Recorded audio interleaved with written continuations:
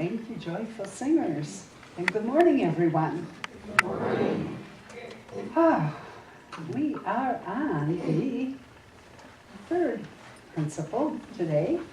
We have talked in the past about God as the benevolent creator, creating a universe for you and me that supports us unconditionally, which does not mean it positively supports us unless we draw that positivity in, and we're going to explore that in a minute.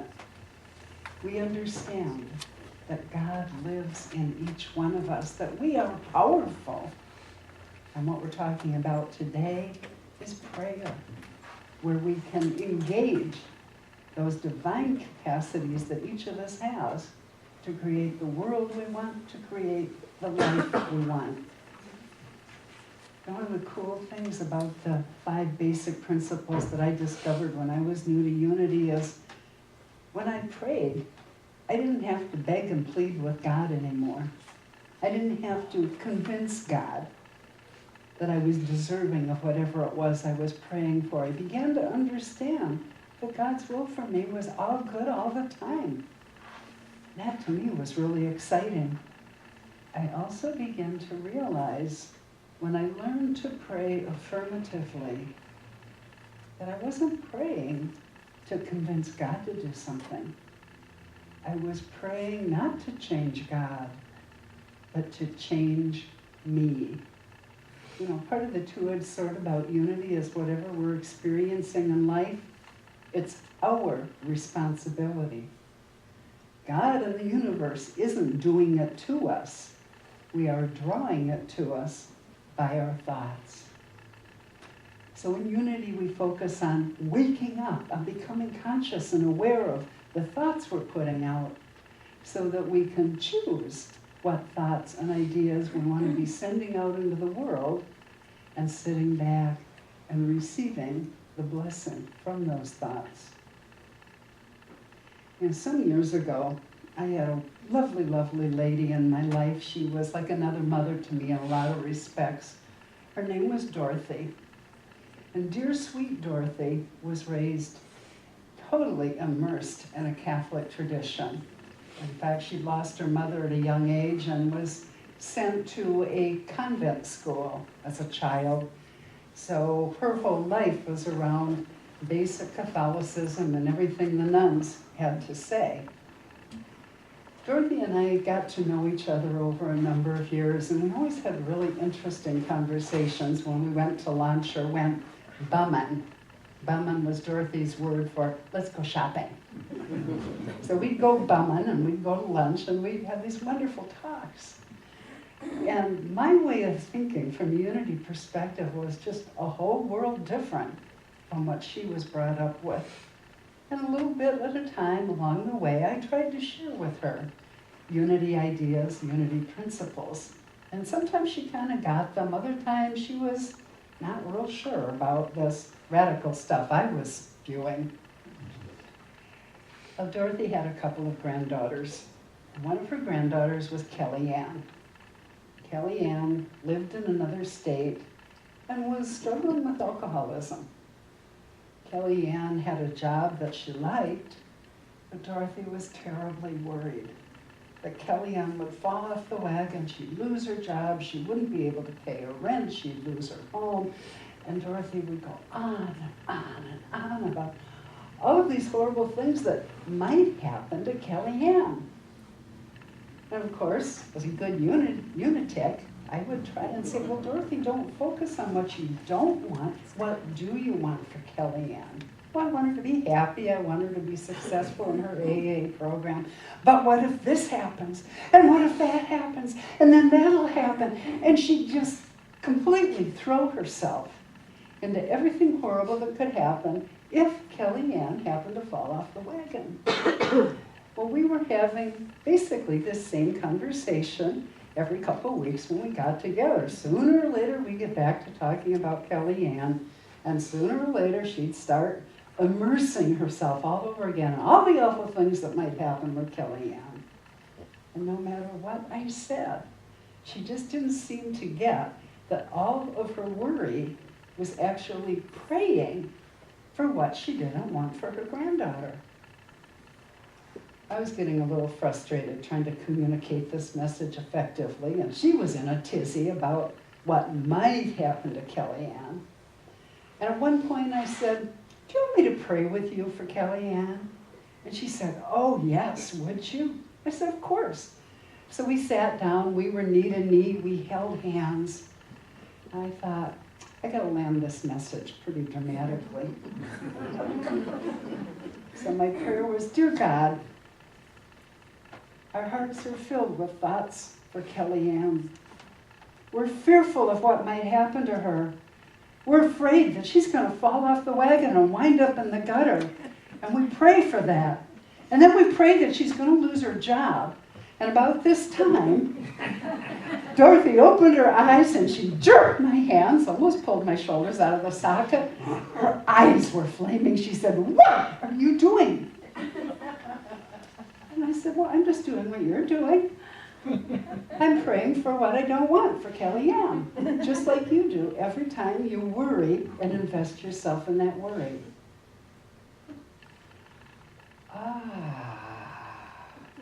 She started to get it. She started to get it. And then we actually had some time where we could truly pray positive, uplifting things for Kellyanne.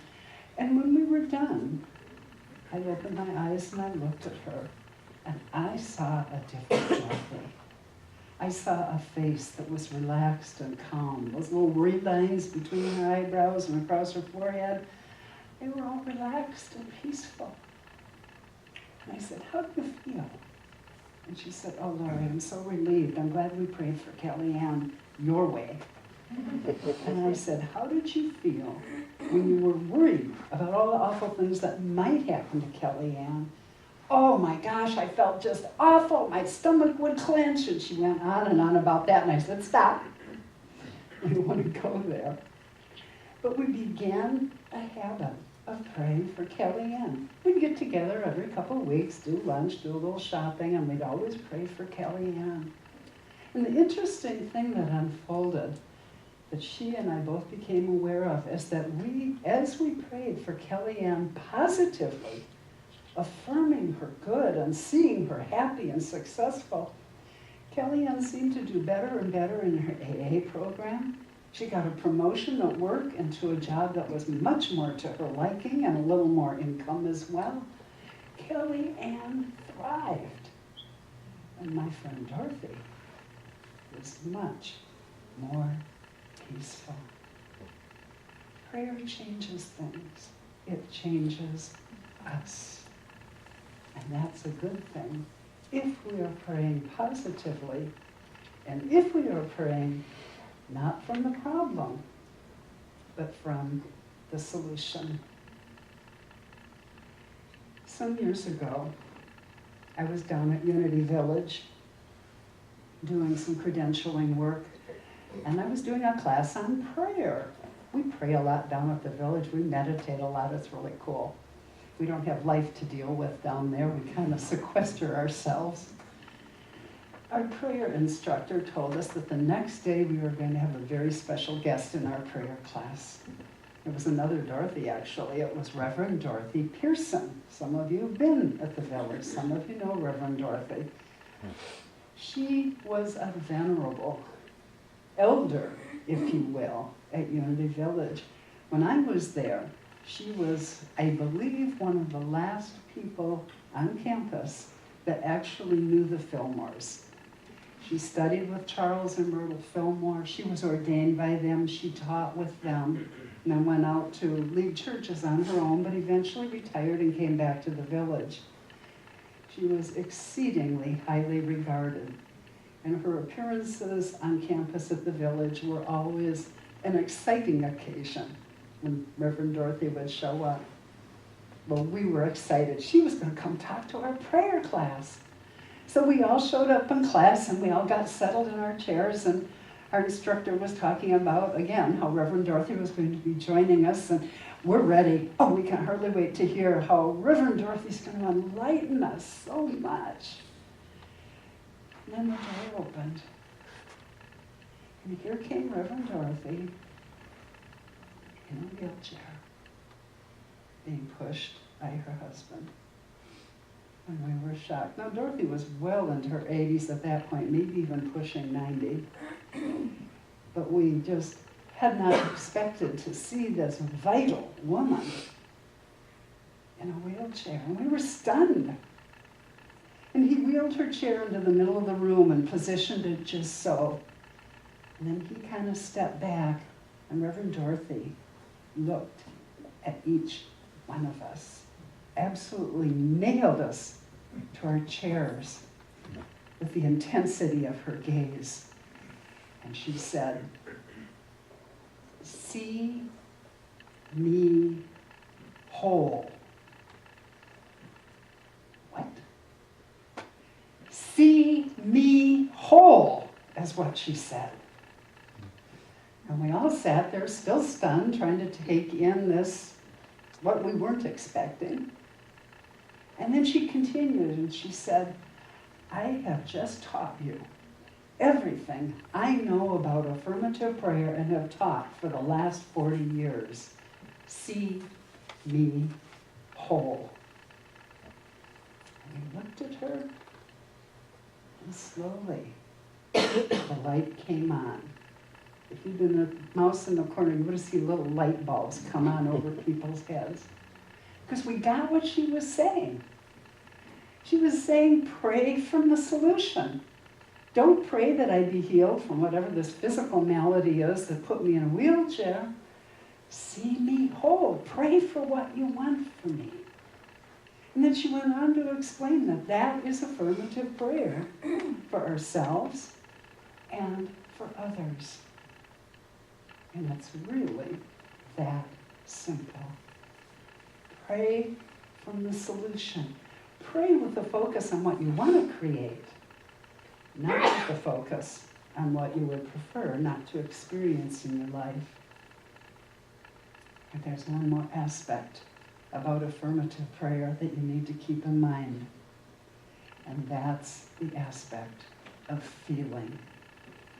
And I have to thank Karen Christensen, one of our prayer chaplains, our co-coordinator of the prayer chaplain ministry, for sharing with the prayer chaplains at our training a couple of weeks ago a wonderful video by Greg Braden. Everybody here know who he is or want to know? Greg Braden is a scientist. And he's a scientist that is very much into proving what you and I know of as metaphysical ideas. He takes them to a scientific level and he explores them and he helps us understand why all of these spiritual principles we've known for years, why and how they work. You know, scientists a few years back were so excited when they broke the code for the human genome and everything became about genetics.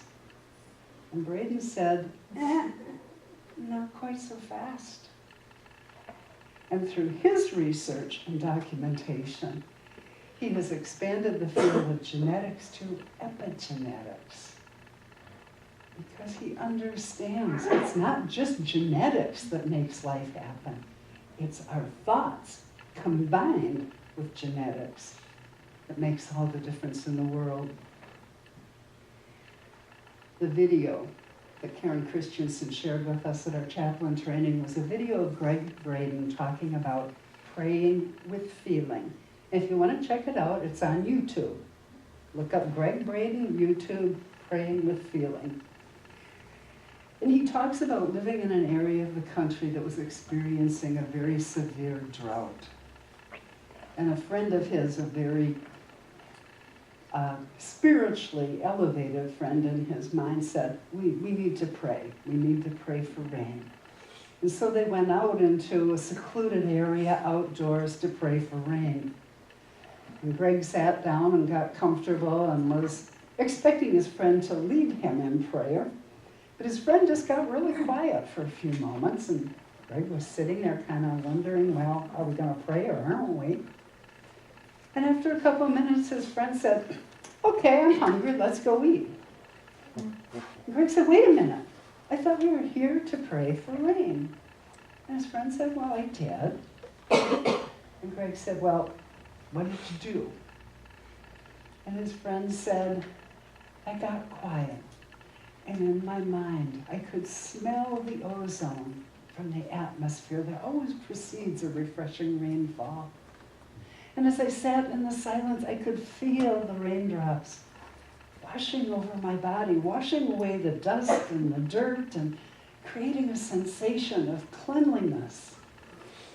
And as I sat and thought about that rain, I could feel my bare feet, my toes in the mud, because it's raining so much that the ground's become muddy. And he said, and when I could feel all of that, as though it actually were in the physical world here and now, I knew I was done praying. He was talking about praying with feeling. And if you go on and look at that video, Braden explains further that it was later that day he happened to be looking at a weather map. And there was a storm system quite a bit north of where they were in general.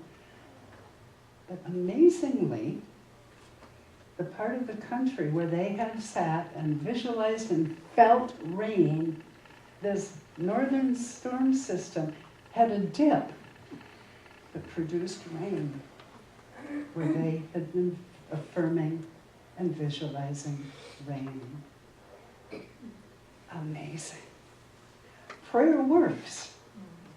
And when we pray with feeling, and when we affirm what we want, that's when we pray with power. That's why our affirmation for this morning is,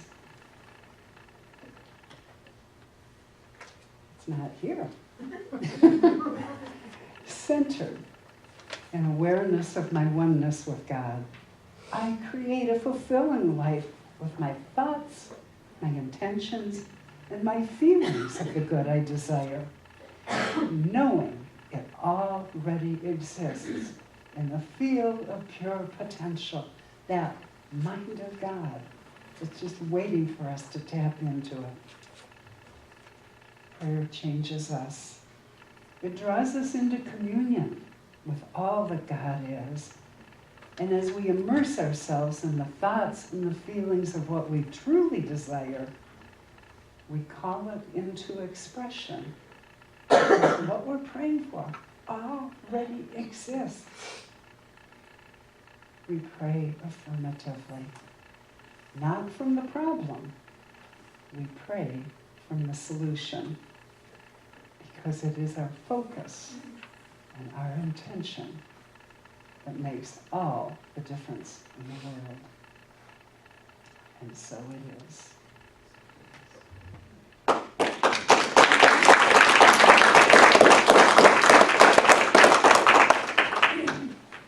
And now, we prayed for beautiful music, and it's here, the Joyful Singers.